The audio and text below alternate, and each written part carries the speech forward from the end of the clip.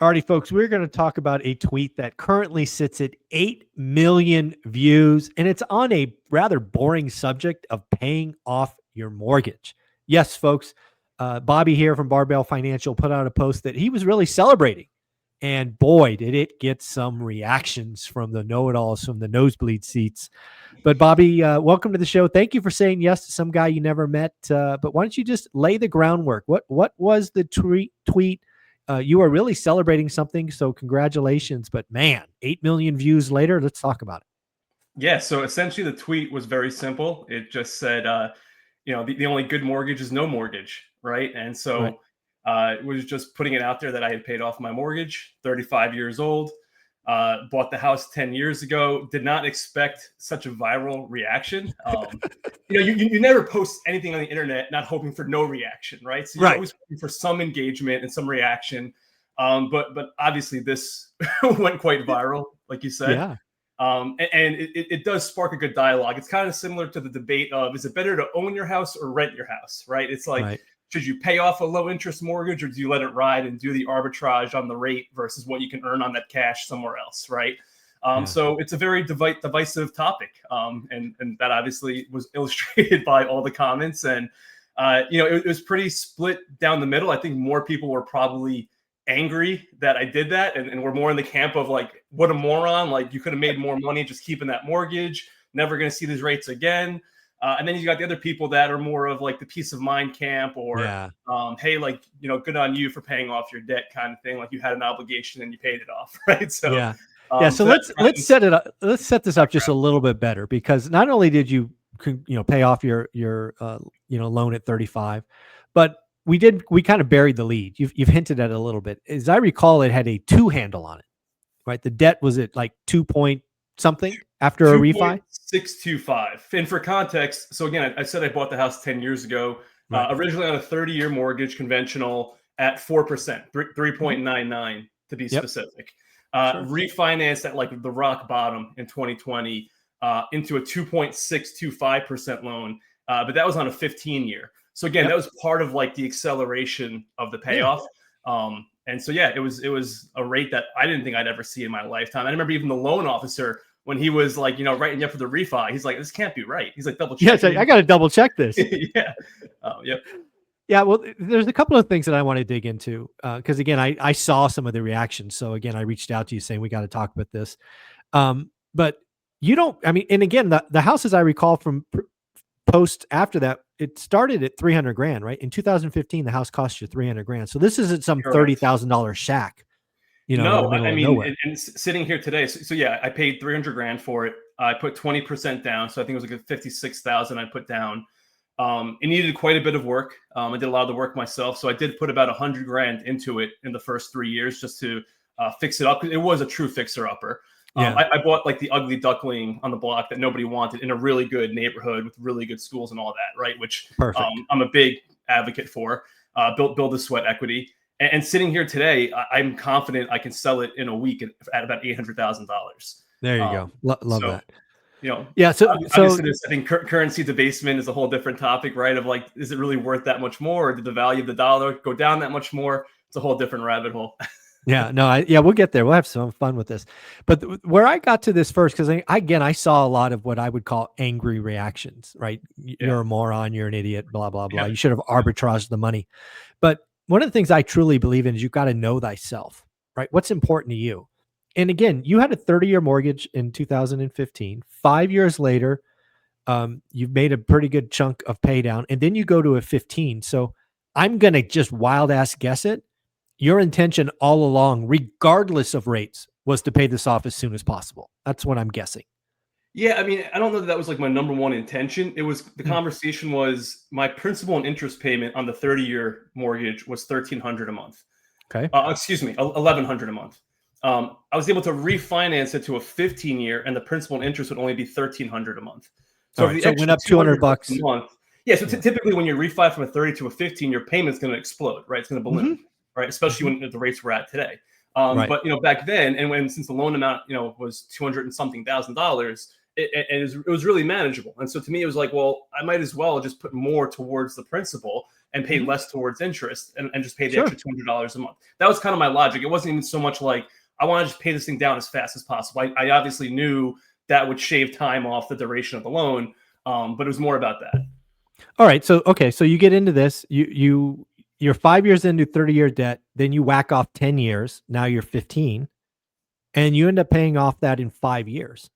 So again, you had to be chunking money off this. I mean, it had to become purposeful at some point. Yeah. And again, for full transparency, I'm an open book. It was in 2021 that I got a little more aggressive with throwing a little bit extra at the loan. Okay. And why I say context matters is because all this stuff is cyclical. It's so easy to sit here and today and say, you can make 5% on your cash and what a moron. It's like, well, that's changing, right? Because rates are coming down. And so the attractive cash isn't as attractive as it was even last year. And if you go back to 2021, you can only get 2% on your cash. A 10-year treasury yield is only yielding 2%. High yield savings account, only 2%. And so I at the time in 2021, had come into some money. I got a relatively large bonus at my job. And I was too cash heavy. I didn't like how much cash I had. And if you go back again to 2021, hindsight's always 2020. So we can sit here and say, yeah, just plow that into more real estate, into more stocks, and just go buy Nvidia. Just buy Nvidia. Yeah. Exactly, right? So I don't have that crystal ball. But in 2021, things seemed frothy, as they do today. Things always tend to seem frothy in the markets. So I was like, all right, well, I can put all this extra cash I have into the markets, which I always do dollar cost average anyway. Or it's like, hey, if I'm only earning 2% on this and I can make 2.625 tax-free, risk-free, that didn't sound like too bad of a bet. And so I started chipping away even more every month, just putting a little bit extra towards the mortgage during that time. Okay, that makes total sense to me. And again, this is all about, you were doing this on purpose, right? It wasn't some happy accident. You had a plan to get rid of this. And again, it always goes back to know thyself, right? It doesn't matter what the fans in the audience, or even worse, the idiots in the parking lot who have nothing throwing shade at you. How did it feel, right? You've now gone, I think you said 1 month with no mortgage payment. How did that feel, not writing that check? Yeah, I mean, it definitely was a surreal moment. It's the kind of thing where it doesn't really set in right away, right? Because it's not something that's so like tangible and physical like that you can hold in your hand, right? But I will say, like, just walking on the grass feels different. I've come to appreciate the house more and like just the backyard more. I always felt like, hey, like I own my property, but there's some things you said about like when the bank can't come and claw it back from you. You own a piece of the equity. The best way to kind of break it down is, I want to talk about it like in 3 different buckets really quickly, right? So you've got you've got like the first bucket, which is the math. Obviously, I understood the math wasn't optimal, right, on this decision. But the reality is, like, we're not robots that live in spreadsheets who have to always optimize for every single penny and dollar. If that were true, right, we wouldn't ever go out to eat. We wouldn't ever have drinks. We would never travel, because that's not the optimal mathematically financial thing to do, right? We have to penny pinch every single dollar. So that's the first thing. The second thing is like the emotional aspect, which is, it's going to feel good, which is more of like the people that are in the camp of paying it off, do it for the emotional reasons. And so it's hard to debate that. Like, I never felt better having debt than having no debt. Right. And then there's like the third bucket, which is risk, which you don't really hear too many people talking about this bucket too much. And so it's easy to get caught up in, just leverage, which, by the way, can be a phenomenal tool if you're smart and you know how to manage that leverage in a very mitigated fashion. But we saw what happened in 2008, right? Yeah. We saw what happened even with bank failures just a couple of years ago. And we're seeing what's happening today with layoffs, and now what's going to happen with the evolution of AI. Right. So again, I don't have a crystal ball, but I'm seeing what's happening. I'm seeing more and more people are losing their jobs to automation. I don't know what that's going to look like, right? And as far as how people are going to then be able to afford their mortgages, I just don't want to take that gamble. Right. So it's just, if you overexpose yourself, you're going to set yourself up for potentially pain. And if more people are getting laid off, less people can pay their rent. If you're a landlord, I'm not saying I'm not a fan of being a landlord. I was a landlord once myself. So these are all things that can be good tools. But again, it's like when the party's raging on, everyone's, dancing on the dance floor, it's great. But when the music stops and the lights come on, right, which it will happen at some point, because historically this has told us it will happen. Absolutely. Right? And we will get through it. But it's just, do you want to be talking to your wife and kids saying, sorry, guys, we just lost the house and we've got to move somewhere? I don't want to be in that situation. No, I like it. Again, I love that third bucket of risk. Going to that, one of the things because you're clearly, you know what you're doing, smart with money. I am curious, have you ever, have you thought about it? Maybe it's too soon, but going to get an equity line, one of those just in case, go get a $300,000 equity line where you don't have to use it, but it's kind of there as dry powder just in case. Have you thought about that?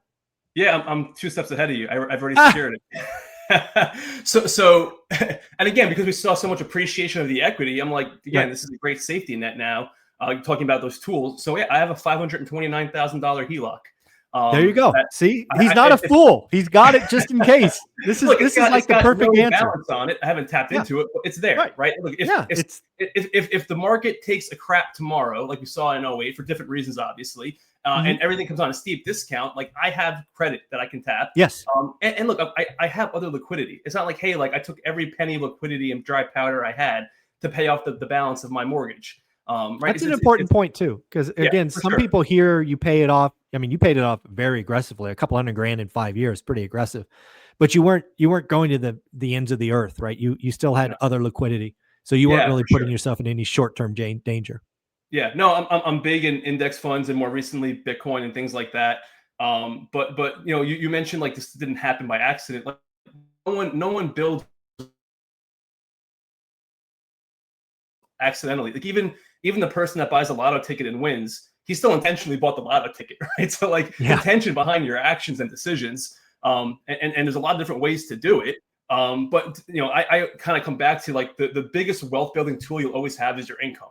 And my wife and I have been blessed with good jobs and good income. And we don't live like this luxurious lifestyle where we're spending 150% of our income, right? We kind of live well, in our means. And so it gives us flexibility to do the things that we do, which is travel, pay off our debt, save and invest aggressively. It's not all or nothing. It's not either like pay down the house and don't have any savings and investments, right? It's kind of like we kind of did it like a two-prong approach.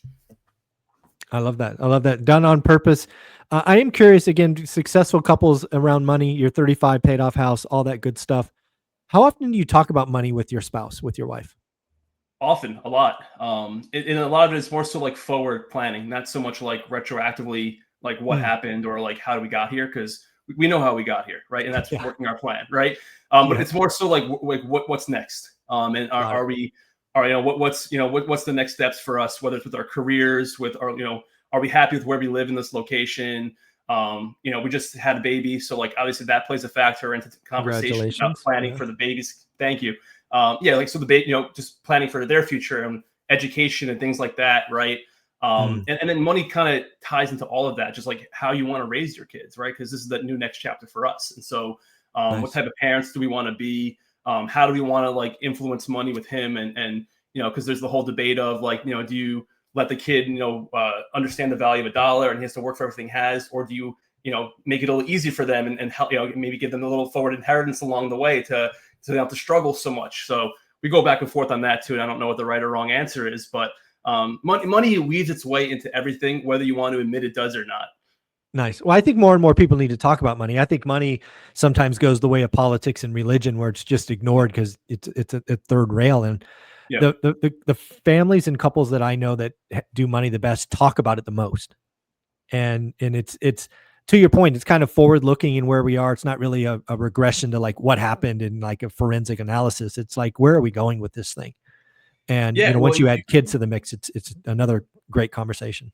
Yeah, and you gotta be on the same page, right? Like, Amen. I always use the analogy, like you gotta be rowing in the same direction. If you're in a canoe and you're rowing this direction, but your partner's rowing in that direction, you're always gonna be in the same spot, right? Yeah, so, exactly. but when you row in the same direction, like you start seeing a lot of momentum, right, towards wherever you want to go.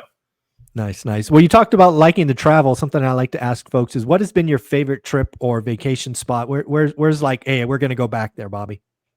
Yeah, I think internationally, I'd probably say Ireland.